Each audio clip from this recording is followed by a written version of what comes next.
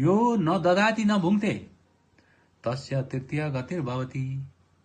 जसले दिन्न hospital बनाइदिन्न, school बनाइदिन्न, पुल बनाइदिन्न, पहिला त धर्मशाला बनाउँदैन, न ददाति न भुङ्थे। हेलिकप्टर चढ्दैन, अहिले भनौँ जेट प्लेन चढ्दैन, खान्न। खान त अहिले त रोग भयो, के खाने, के खाने, खाने तर खान्न, भोग गर्दैन, गाडी घोडा चढ्दैन, मौरीले झैँ राख्छ भने त्यसको के हुन्छ भन्दा तृतीय गतिर भवति।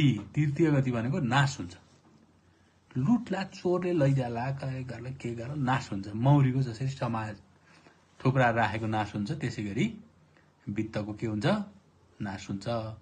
या दान गर भनेको चाहिँ के गर भने समाज कल्याणमा लगाऊ, विद्यालय गर, क्याम्पस खोला, हस्पिटल बनाऊ, तिम्रो योग्यता क्षमता अनुसार गर।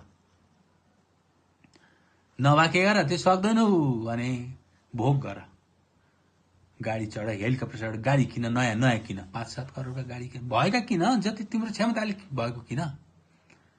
नभए सार्वजनिक भयो नि गाडी चढ, मतलब भोग गर, नत्र भने नाश हुन्छ, चोरी हुन्छ भनेर भने भरतृहरीले।